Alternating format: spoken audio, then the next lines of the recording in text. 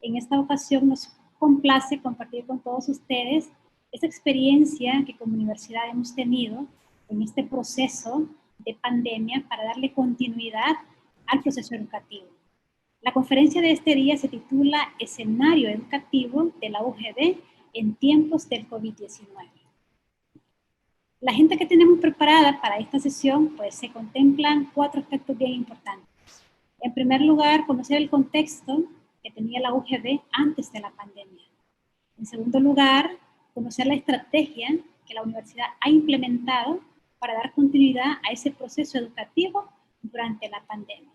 Y finalmente, cuáles son esas oportunidades que como institución estamos identificando a raíz de esta crisis por la cual estamos pasando. Y desde luego vamos a dejar un espacio de preguntas y respuestas por las dudas que puedan surgir. Bien, iniciamos. Contexto de la UGB antes de la pandemia. La Universidad Gerardo Barrios, realmente desde el 2013, ha venido impulsando la educación virtual, llevando a cabo diferentes iniciativas. Ahora bien, ¿cuáles son estas iniciativas? En primer lugar, en el 2013 crea una unidad que está dedicada exclusivamente a impulsar la educación no presencial en la institución. Esta unidad se crea con 2 personas. En este caso se me asigna como responsable de la unidad y se incorpora un elemento más como diseñador gráfico. Posteriormente nos dimos cuenta que para poder adentrarnos a este mundo de la virtualidad era necesario llevar a cabo alianzas estratégicas. Fue así como llevamos una firma de convenio con varias instituciones. En este caso, instituciones extranjeras con amplia experiencia en el tema de educación virtual. La Galileo es un ejemplo de institución con la cual tuvimos esa firma de convenios y desde luego, ¿verdad?, nos creó bases sólidas en relación al tema de educación virtual. Entre 2014 y 2015 comenzamos precisamente con esa formación en estos entornos. Para la UGB era muy importante primero conocer todo lo que implicaba la educación virtual para posteriormente emprender proyectos de esta naturaleza. Fue así como comenzó a formar el personal de la unidad y posteriormente se involucra ya el personal docente para formarlos como tutores virtuales y también como diseñadores instruccionales.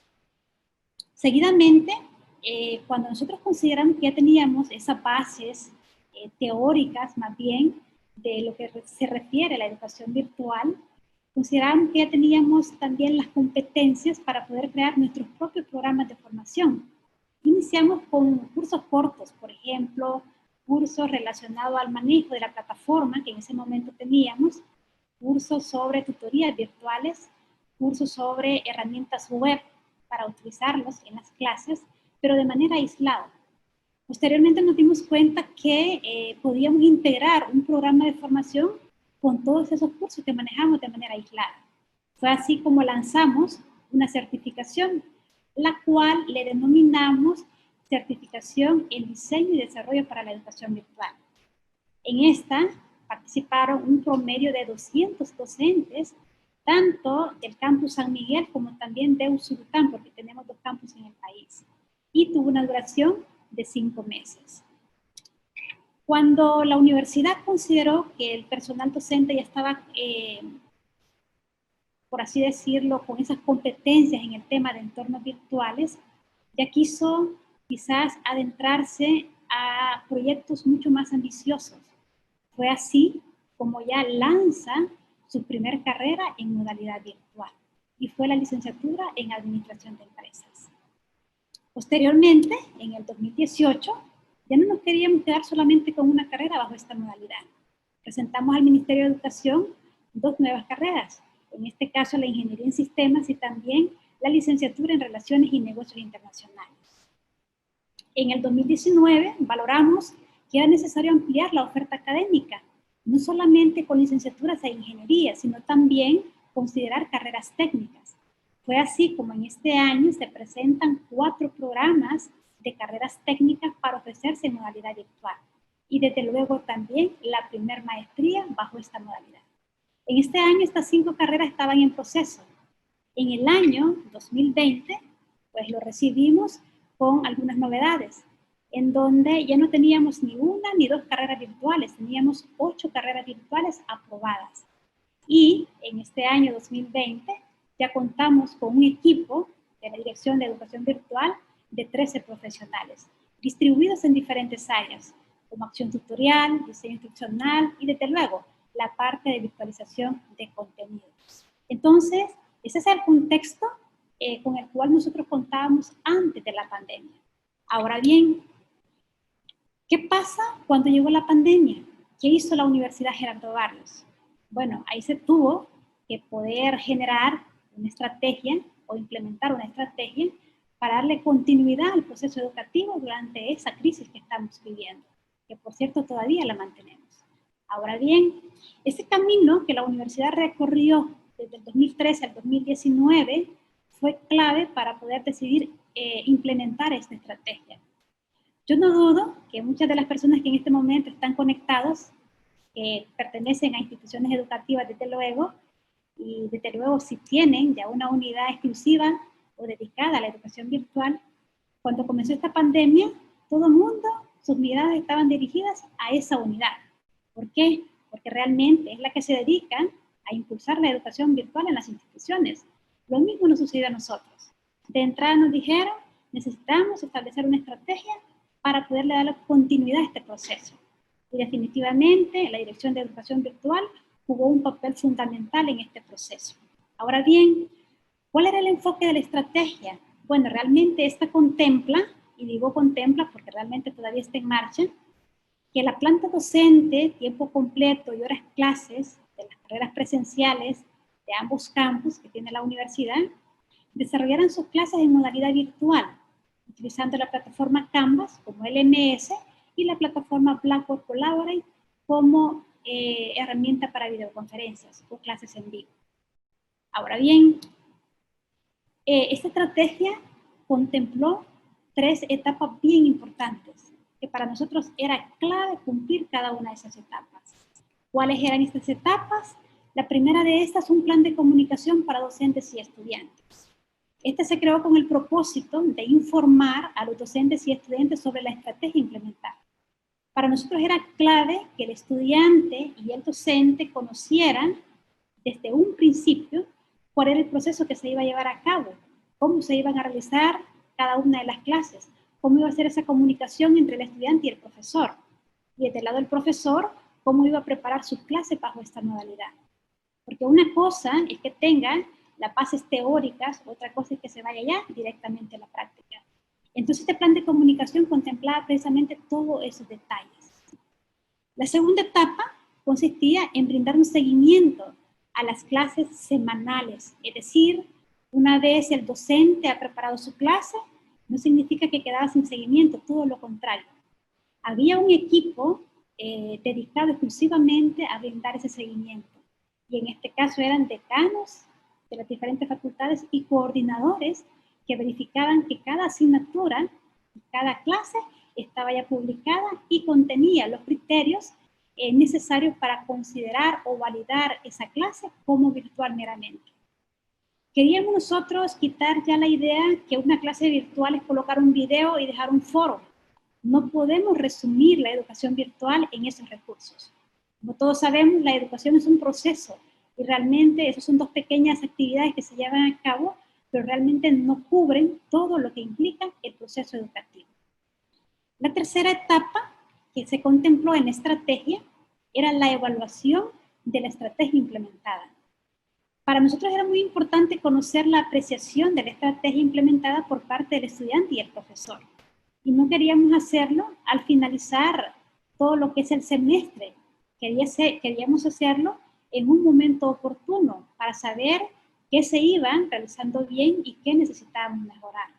Entonces, estas fueron las 3 etapas por las cuales estaba compuesto la estrategia que la Universidad Gerardo Barrios implementó para darle continuidad al proceso educativo. Ahora, veamos algunos detalles de cada una de esas etapas. Por ejemplo, ¿qué contenía el plan de comunicación que lanzamos para el docente?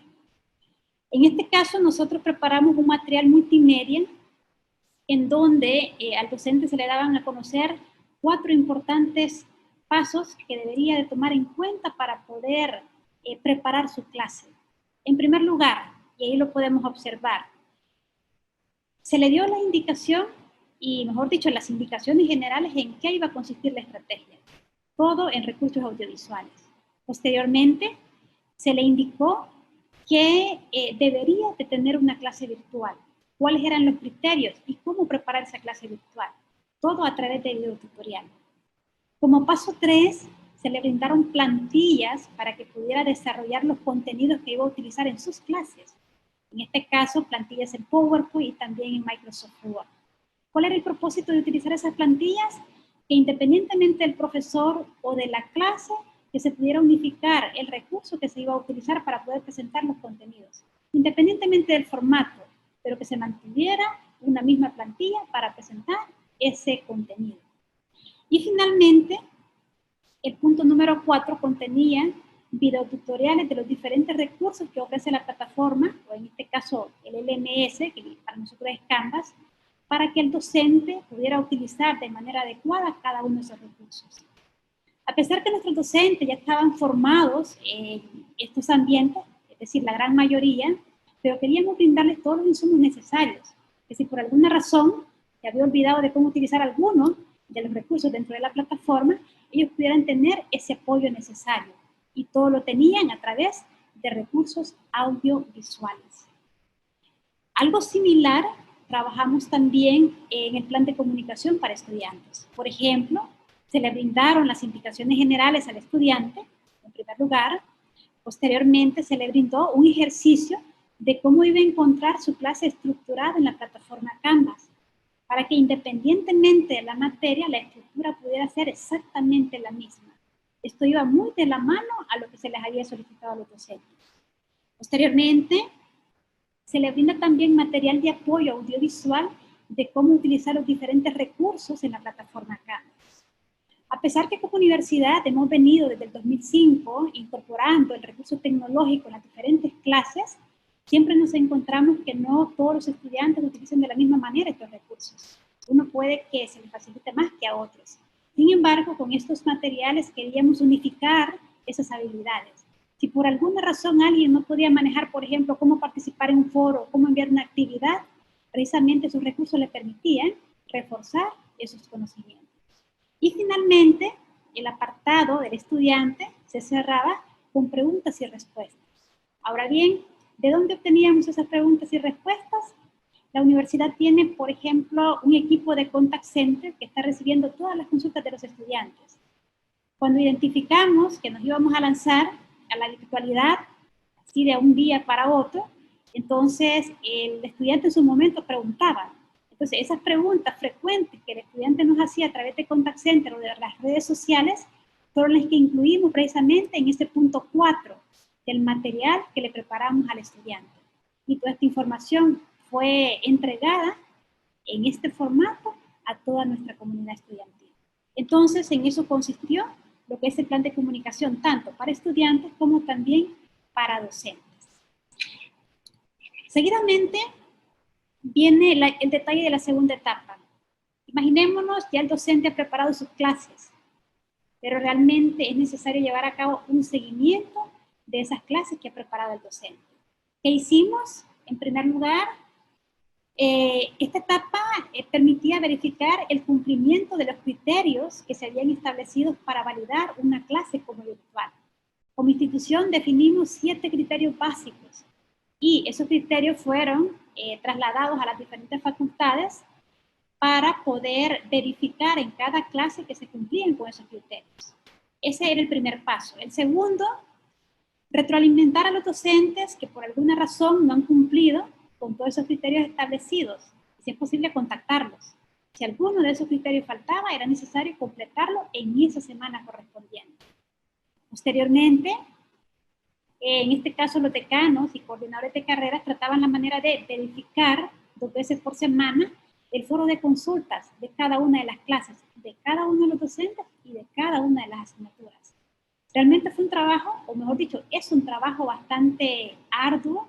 Sin embargo, nos ha permitido llevar un seguimiento muy personalizado para cada uno de los cursos. ¿Qué permitía este apartado? verificar que si el estudiante había hecho una consulta, garantizar que el docente había dado respuesta a esa consulta.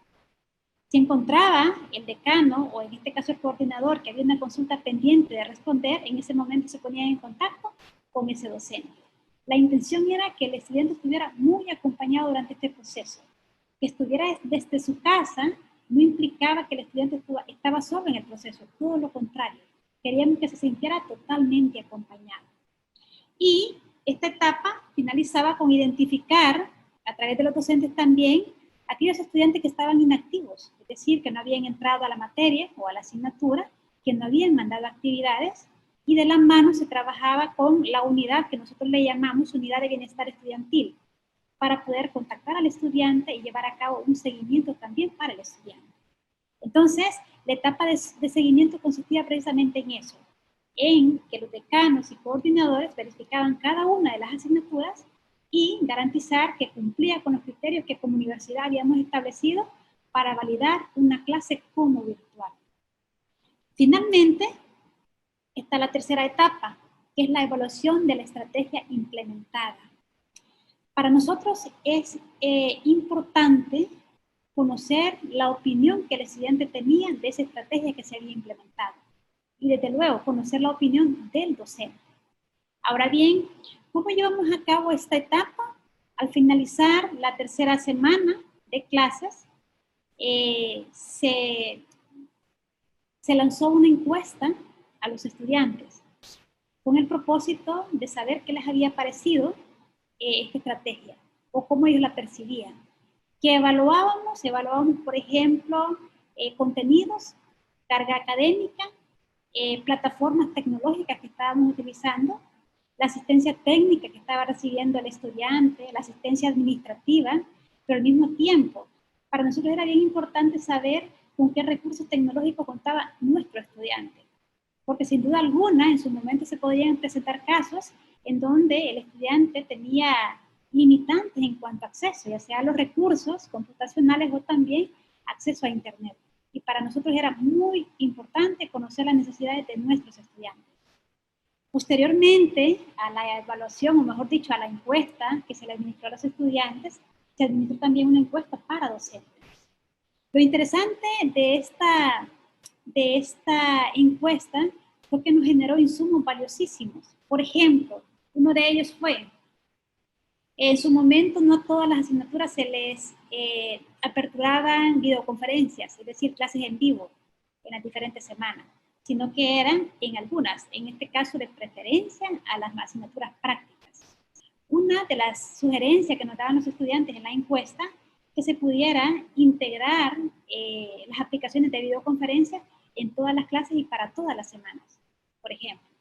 Fue así como ya empezamos a utilizar diferentes recursos para poderlo aplicar en las diferentes asignaturas. Herramientas como Teams, por ejemplo, nos ha funcionado perfectamente bien en las diferentes carreras, y el estudiante ha visto que ha mostrado la necesidad que tiene, pero al mismo tiempo se le ha dado respuesta a esa necesidad. De igual forma, funcionó también con los profesores. Daban a conocer algunas sugerencias en relación a la estrategia y se tomaban esos comentarios o sugerencias para poder fortalecer el proceso y de esa manera dar una respuesta a esas necesidades. Fue así como nosotros presentamos esa estrategia, le hemos estado dando continuidad. Ahora en el semestre o en el segundo semestre de este año, hemos hecho ligeros cambios en esa estrategia, sin embargo, lo grueso de lo que se había planteado en un inicio de año realmente se mantiene. Y finalmente, para concluir quizás la sesión de este día, están las oportunidades que como universidad hemos identificado a raíz de esta crisis que hemos enfrentado, de esta pandemia.